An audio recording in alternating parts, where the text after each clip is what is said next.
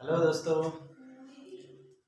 मैं हरी सिंह राजपूत और ये भाग दूसरा है। ये बता दूं मैं आपको, ये भाग दूसरा है। अच्छा, तो मैं हरी सिंह राजपूत और आपको भाग दूसरा पढ़ाने जा रहा हूँ विज्ञान का।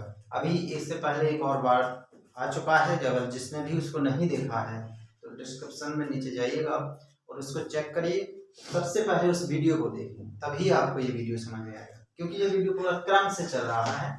तो देखिएगा, मैंने यहाँ पर कुछ कीवर्ड लिख दिए हैं। ये वर्ड आपको ऐसे समझ में नहीं आएंगे।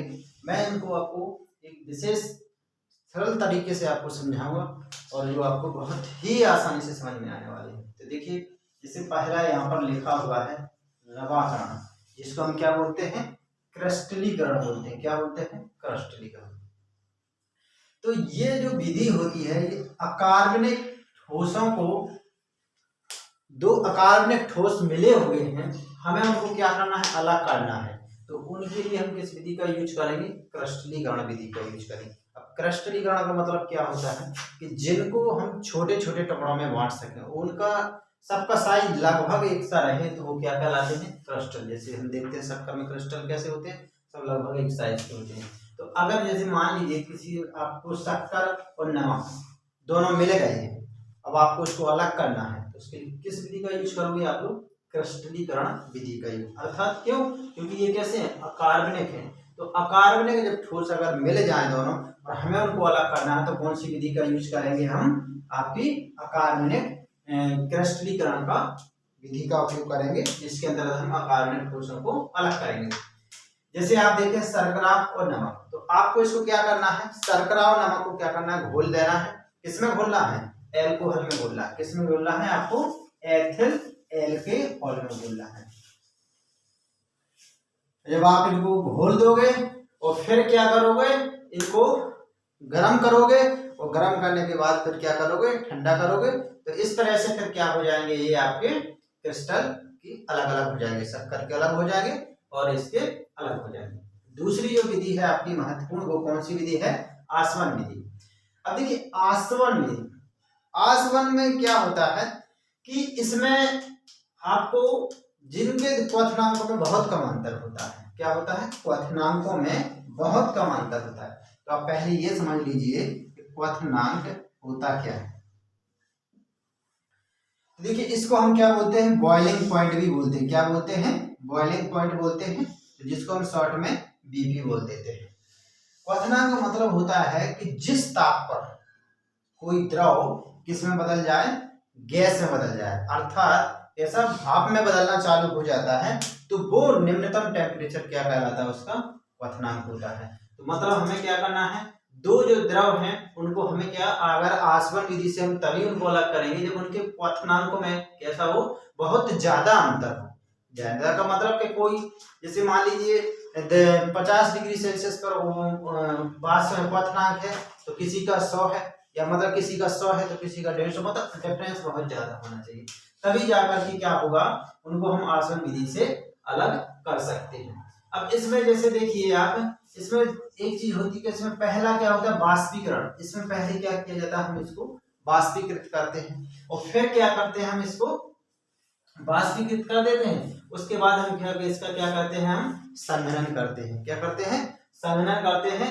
तो इस तरह से जब हम उनको संघनन करते हैं तो फिर क्या हो जाते हैं? दोनों तरफ कैसे हो जाते हैं? अलग अलग हो जाते हैं। क्यों हो जाते हैं? कि जैसे हम देखते हैं क्वथनांकों में ज्यादा अंतर है, तो एक पहले क्या हो जाएगा कि जैसे मान लीजिए आपका पेट्रोल और तेल मिल गया, जैसे जल में मिल गया, पेट्रोल मिल गया या जल में, तो आप जैसे उनको दोनों के मिश्रण को गर्म करोगे, तो गर्म करोगे तो क्या हो जाएगा कि उनका जो आपका तेल है वो पहले बाष्पीकृत हो जाएगा और जल आपका क्या होगा? बाद में बाष्पीकृत होगा। तो जो जल बाष्पीकृत बाद में होगा तो आप उसका संघनन बाद में करोगे, और जो पहले बाष्पीकृत हो रहा है उसका बाष्पीकरण पहले करोगे। इस तरह से क्या हो जाएगा? ये अलग अलग हो जाएंगे। अब देखिए, ऊर्ध्वपातन विधि। ऊर्ध्वपातन विधि आपको पहले की वीडियो में भी देख चुके हैं कि जो सीधे ठोस से सीधा द्रव में न बदल के सीधे गैस में बदल जाए, वो क्या होता है? ऊर्ध्वपातन। इसका देखिए, अमोनियम क्लोराइड NH4Cl, और दूसरा क्या? एंथ्रासी। तीसरा क्या है? आयोडीन कपूर। तो ये क्या है, इनके नैप्थेलिन भी इसका एग्जाम्पल है, तो ये आपका ध्यान रखिएगा। तीसरा क्या है आपका, आंशिक आसवन।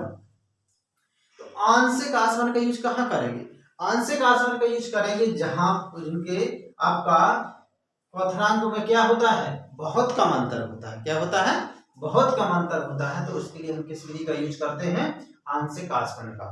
तो अब इसमें जैसे मान लीजिए खनिज तेल है, आपने खनिज तेल की आसवन विधि पढ़ी होगी, तो उसमें जैसे हम देखते हैं कि सबसे पहले क्या निकलता है, सबसे पहले इसमें क्या निकलता है, शुद्ध डीजल निकलता है। क्या निकलता है, शुद्ध डीजल निकलता है। फिर क्या निकलता है, पेट्रोल निकलेगा।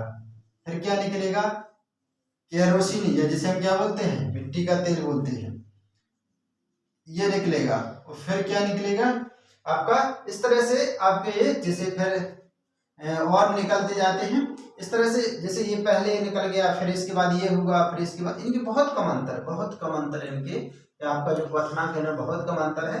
तो खनिज तेलों का जो शोधन की विधि है आपकी किसके अंतर्गत यूज की जाती है, आंशिक आसवन से। अब देखिए अगली विधि क्या है, वर्ण लेखन। वर्ण लेखन विधि देखिए आपको बता दें कि ये विधि बहुत ही महत्वपूर्ण विधि होती है, और ये आपको जैसे ऐसे उसमें यूज की जाती है। विधि काय पर आधारित है, अवशोषण पर आधारित। किस पर आधारित है, अवशोषण पर आधारित है। मतलब इसमें क्या होगा कि आपका एक अधिशोषक पेपर लेंगे हम, क्या लेंगे, अधिशोषक पेपर लेंगे। अच्छा पहले आप अधिशोषक समझ लीजिए। अधिशोषण और अवशोषण में अंतर जानते हैं हम, क्या होता है अधिशोषण व अवशोषण, इसको समझ लीजिए पहले। देखिए अधिशोषण क्या होता है, पृष्ठीय घटना होती है। कैसी होती है ये, एक पृष्ठीय घटना होती है। कहने का मतलब ये होता है कि इसमें जो पदार्थ है पूरी संपूर्ण सतह में ना अवशोषित होकर केवल ऊपरी सतह पर अधिशोषित होता है। किसमें होता है, अधिशोषण में केवल ये सरफेस घटना है, पृष्ठीय घटना है। इसमें जो पदार्थ आपका अवशोषित होगा केवल पृष्ठ पर, ना कि पूरे इसमें। लेकिन अवशोषण में क्या होता है, इसमें जो आपका पदार्थ है वो क्या हो जाएगा, सभी उसके अंदर पूरे में बिल्कुल समान रूप से कैसा होगा, अवशोषित होगा। तो आप इसको क्या कह सकते हैं, ये आपका कैसे है, आंतरिक घटना है। कैसी है, ये आंतरिक घटना है। और ये कैसी घटना है, पृष्ठीय घटना है। तो इसमें क्या होता है, हो जाता है वर्ण लेखन में कि कोई भी आपके दो आकार में उनका घोल बना हुआ है, तो आप उनको क्या करोगे, उन पर जैसे आपने निकल के आयन चेक करना है, आपको सिल्वर के आयन चेक करना है, तो आप क्या करोगे, उनको जैसे उसमें घोल दिए हैं आप, अब घोल दिए हैं, अब आप उस पर जो आपका क्रोमेटोग्राफी पेपर होता है वो अधिशोषक की तरह काम करता है। मतलब ये कि उसकी ऊपरी सतह पर इनकी अधिशोषण होता है। तो फिर जब आप उसमें डालोगे उन पेपर को उस घोल में, तो वो 1-2 घंटे बाद आप देखोगे तो उन पर वो आपके इस तरह से आप पेपर को ये कलर उसमें पानी चढ़ जाएगा। अभी आपको नहीं दिखेगा गिरे में, जब आप उसको कैमरे रखेंगे, धूप में रखेंगे, तो फिर क्या होगा, आपको इसमें रेखाएं दिखेंगी। तो आपको दिखेगा कि जैसे एजी का आपने देखा कि यहाँ तक चढ़ गया, आपने देखा कॉपर का यहाँ तक आ गया, आपने देखा निकल का यहाँ तक आ गया। तो हम उनकी अवशोषण क्षमता के आधार पर हम क्या पता लगा लेते हैं। तो ये क्या कहलाती है आपकी विधि, वर्ण लेखन विधि। अब आती है देखिए अगली विधि, भाप आसवन विधि। तो भाप आसवन विधि में क्या होता है कि इसमें ये विधि कार्बनिक मिश्रण के लिए यूज की जाती है। किसके लिए की जाती है, कार्बनिक मिश्रण के लिए यूज की जाती है। और इसमें वैसे कार्बनिक मिश्रण का अपन होंगे जो कैसे होते, जल में अभिलेय होते हैं। अभिलेय का मतलब वो जल में क्या नहीं होंगे, नहीं घुलेंगे, लेकिन वो क्या हो जाएंगे वाष्प में, लेकिन वो कैसे होंगे, विलेय होंगे। तो उसके लिए हम किस विधि का उपयोग करेंगे, कार्बनिक भाप आसवन विधि का। अब देखिए ये जो विधि है कि इसमें क्या हो जाता है कि ये अपने क्वथनांक पर कैसे हो जाएंगे, ये अपघटित हो जाएंगे।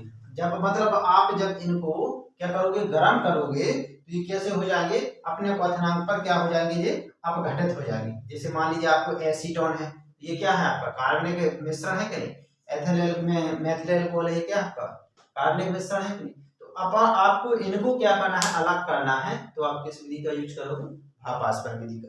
तो आपको देखिए इसमें ज्यादा कुछ याद नहीं रखना। आपका क्रिस्टलीकरण है किसके लिए, कार्बनिक ठोस के लिए। आपका जो आसवन विधि है जिनमें अधिक क्वथनांकों में अंतर होता है, ऊर्ध्वपातन आप जानते हैं, आंशिक आसन में जिनमें क्या हो जाता है, इनके क्वथनांकों में कम अंतर होता है। वर्ण लेखन में हम किसका करते हैं कि मतलब जो भी आपके के अकार्बनिक होते हैं, इनके आयन होते हैं, निकल के, जिंक के, इनके सभी के आयन होते हैं, इनको हम अलग करते हैं।